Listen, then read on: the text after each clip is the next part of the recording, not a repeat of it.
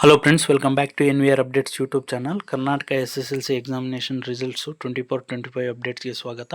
ಈಗಾಗಲೇ ಯಾರೆಲ್ಲ ಒಂದು SSLC ಎಕ್ಸಾಮಿನೇಷನ್ಸು 2024-25ನೇ ಸಾಲಿನಲ್ಲಿ ಎಕ್ಸಾಮಿನೇಷನ್ಸ್ನ ಬರೆದಿದ್ರು ಅಂಥ ವಿದ್ಯಾರ್ಥಿಗಳಿಗೆ ಗುಡ್ ನ್ಯೂಸ್ ಅಂತಲೇ ಹೇಳ್ಬೋದು. ಯಾಕಂದರೆ ಈಗ ನೀವೆಲ್ಲ ಎಕ್ಸಾಮಿನೇಷನ್ಸ್ನ ಒಂದು ಪರೀಕ್ಷೆ ಎಲ್ಲ ಬರೆದು ನೀವು ಎವ್ಯಾಲ್ಯುವೇಷನ್ಸು ಹಾಗೆ ರಿಸಲ್ಟ್ಸ್ಗೋಸ್ಕರ ಆದರೆ ವೆಯ್ಟ್ ಮಾಡ್ತಿದ್ದೀರಾ. ಹಾಗೆ ಕರ್ನಾಟಕ ಸರ್ಕಾರದಿಂದ ಒಂದು ಈಗ ನಿಮ್ಮ ಎವ್ಯಾಲ್ಯುವೇಷನ್ಸ್ದು ನಿಮ್ಮ ಎಕ್ಸಾಮಿನೇಷನ್ಸ್ನ ಒಂದು ಪರೀಕ್ಷೆ ಏನಾದರೆ ಪ್ರಶ್ನೆ ಪತ್ರಿಕೆ ಹಾಗೆ ಉತ್ತರ ಪತ್ರಿಕೆ ನಡೆದಿರ್ತಿರೋ ಅದನ್ನು ಆನ್ಸರ್ ಬುಕ್ಲೆಟ್ನ ಎವ್ಯಾಲ್ಯುಯೇಟ್ ಮಾಡೋಕ್ಕೆ ಒಂದು ಕಾಲೇಜಸ್ಗೆ ಪ್ರಿನ್ಸಿಪಲ್ಸ್ಗೆ ಒಂದು ಹೆಡ್ ಮಾಸ್ಟರ್ಸ್ಗೆ ಸರ್ಕ್ಯುಲರ್ ಆದರೆ ರಿಲೀಸ್ ಮಾಡಿದೆ.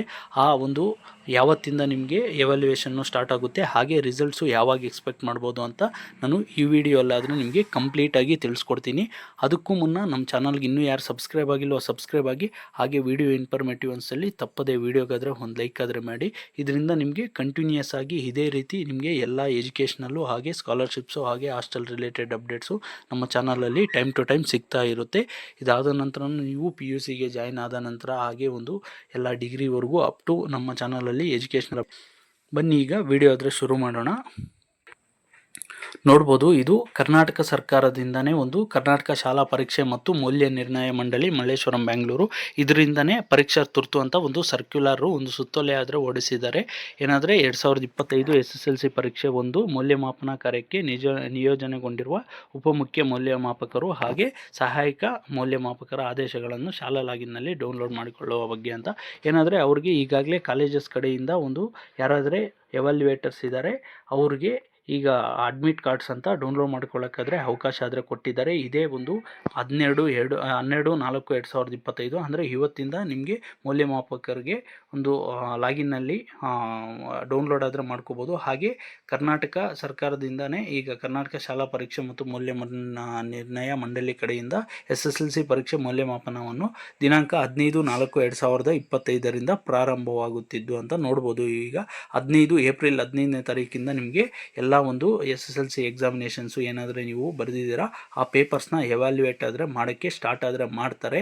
ಈ ಎಲ್ಲ ಒಂದು ಕರ್ನಾಟಕ ಸರ್ಕಾರದಲ್ಲಿ ಏನಾದರೆ ಒಂದು 35 ಜಿಲ್ಲೆಗಳ ಸರ್ಕಾರಿ ಮತ್ತು ಮಾನ್ಯತೆ ಪಡೆದಿರುವ ಖಾಸಗಿ ಅನುದಾನಿತ ಹಾಗೂ ಅನುದಾನ ರಹಿತ ಶಾಲೆಗಳು ಏನಾದರೆ ಏಡೆಡ್ ಕಾಲೇಜಸ್ಸು ಹಾಗೆ ಗೌರ್ನಮೆಂಟು ಹಾಗೆ ಪ್ರೈವೇಟ್ ಇನ್ಸ್ಟಿಟ್ಯೂಷನ್ಸಲ್ಲಿ ಯಾರಾದರೆ ಒಂದು ಅಪ್ರೂವ್ಡು ಎವ್ಯಾಲ್ಯುಯೇಟರ್ಸು ಇರ್ತಾರೋ ಅವ್ರಿಗೆ ಈಗ ಮೌಲ್ಯಮಾಪನ ಮಾಡೋಕ್ಕಾದರೆ ಈಗ DA ಲಾಗಿನ್ ಕಡೆಯಿಂದ ಅವರು ಲಾಗಿನ್ನಲ್ಲಿ ಅಡ್ಮಿಟ್ ಕಾರ್ಡ್ಸ್ನ ಪಡ್ಕೊಂಡು ಇದು ಸ್ಕೂಲ್ಸ್ಗೆ ಏನಾದರೂ ಹೋಗ್ತಿದ್ದಾರೆ ಅಲ್ಲಿ ಪರ್ಮಿಷನ್ ತಗೊಂಡು ಹೆಡ್ ಮಾಸ್ಟರ್ಸ್ ಕಡೆಯಿಂದ ಎವ್ಯಾಲ್ಯುಯೇಟರ್ಸ್ ಆದರೆ ಎವ್ಯಾಲ್ಯುಯೇಟ್ ಮಾಡೋಕ್ಕೆ ಒಂದು ಪೇಪರ್ಸ್ಗೆ ಹಾಜರಾಗಬೇಕು ಅಂತ ಈಗಾಗಲೇ ತಿಳಿಸ್ಕೊಟ್ಟಿದ್ದಾರೆ.